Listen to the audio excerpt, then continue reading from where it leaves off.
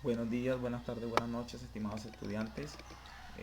A continuación voy a realizar una explicación de la guía de aprendizaje número uno del tercer periodo, en la cual vamos a analizar los movimientos ondulatorios. Hablar de movimientos ondulatorios es hablar de luz, es hablar de sonido.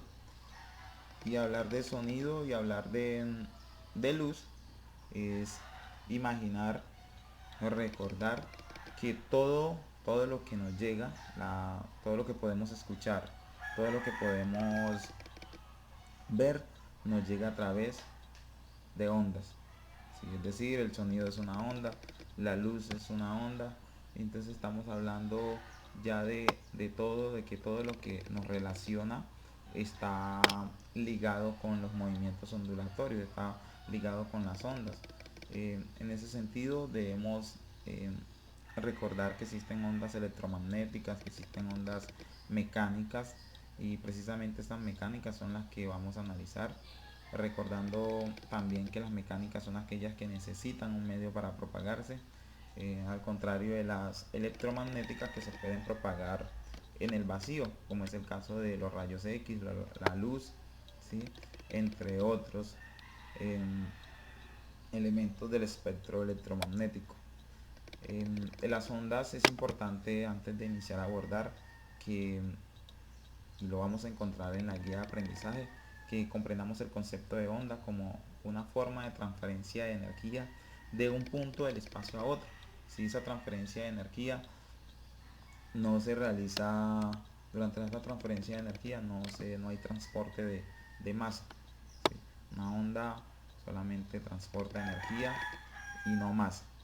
Es importante analizar bien los elementos que describen una onda, entre ellos la cresta, los valles, lo que es la amplitud de una onda. Y debemos analizarlo y vamos a encontrar que es la distancia, el máximo desplazamiento de la onda vertical. Aquí esta imagen lo muestra. Otro elemento importante es la longitud de onda, y vamos a analizar durante la lectura, nos vamos a dar cuenta que es la distancia que existe entre dos valles, entre dos crestas o entre dos puntos que se encuentran en el mismo estado de oscilación, ¿sí?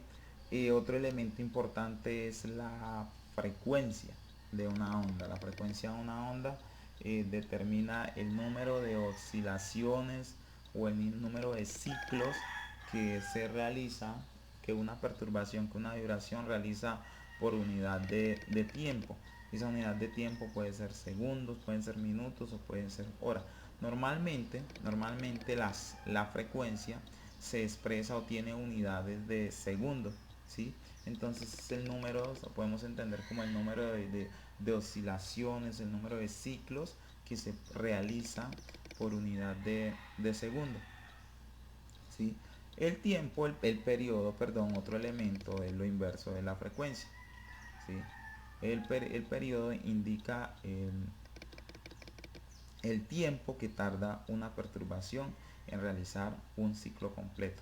Entonces miremos y analicemos que son, vamos a encontrar que esas dos cantidades, esas dos magnitudes son inversas, ¿sí? La una indica el número de ciclos, el número de oscilaciones que se realizan por unidad de tiempo, y la otra indica el tiempo que tarda, en este caso es el periodo, indica el tiempo que tarda en realizar un ciclo completo. Se relaciona mediante, voy a encontrar en la guía que se relaciona mediante las siguientes expresiones. Aquí está la expresión para calcular el periodo de una onda y la frecuencia, perdón, y para calcular el periodo. Así que son fórmulas que ya conocemos. Miremos que ambas son inversas. En la guía de aprendizaje voy a encontrar un examínate resuelto donde se plantean situaciones para calcular la frecuencia y el periodo de una onda. Por ejemplo, aquí dice cuál es la frecuencia de una onda, dado que su periodo es aproximadamente de este valor medido en segundos. Entonces lo que tengo que hacer es aplicar la fórmula de frecuencia, dividir 1 sobre el valor del periodo y obtengo el valor de la frecuencia, ¿sí?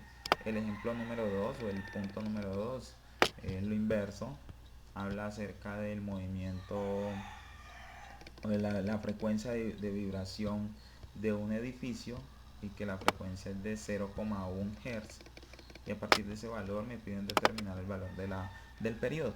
Y pues yo conozco la ecuación para calcular el periodo, así que periodo es igual a 1 sobre frecuencia. Aplico esa expresión, esa ecuación, esa fórmula, que en definitiva fue lo que se hizo acá, y se obtiene el valor del periodo. ¿Sí? De esa forma, pues para determinar periodo y frecuencia. La rapidez de una onda también es otro elemento muy importante. Pues se determina el tiempo que una onda tarda en recorrer una distancia igual a la de longitud de onda. ¿Sí? Les quisiera mostrar por aquí, tengo, ¿sí? Entonces la rapidez en esta gráfica la podríamos analizar como el tiempo que tarda una partícula o la vibración en recorrer en esta distancia, ¿sí? En realizar todo esto. Eso sería la velocidad, y la puedo calcular mediante una fórmula y una expresión, varias de hecho.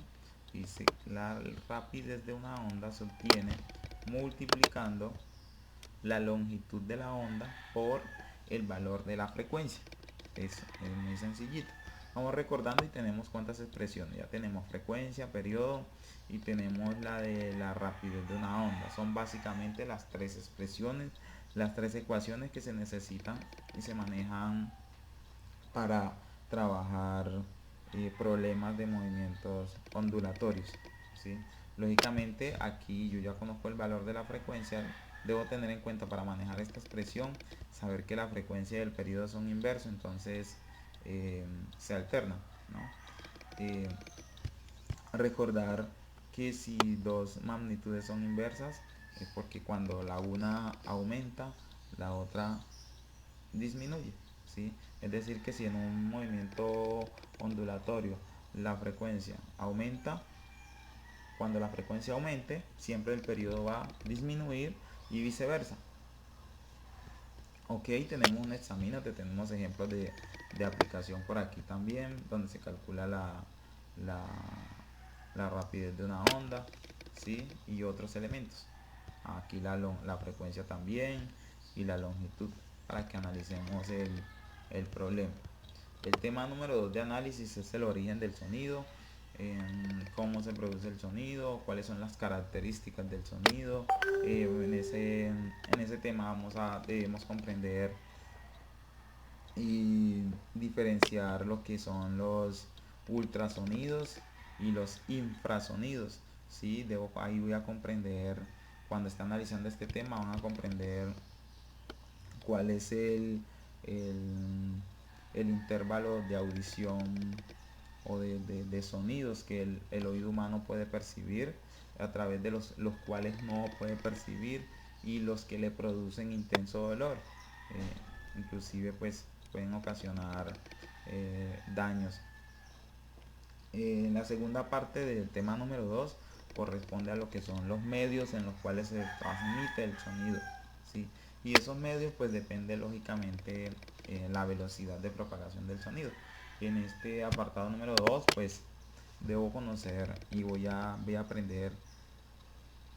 comprender en qué medio se propaga más rápido el sonido: en el agua, en los líquidos y en los sólidos. ¿Cuál es el peor conductor del sonido? Sí, básicamente eso es lo que voy a encontrar aquí.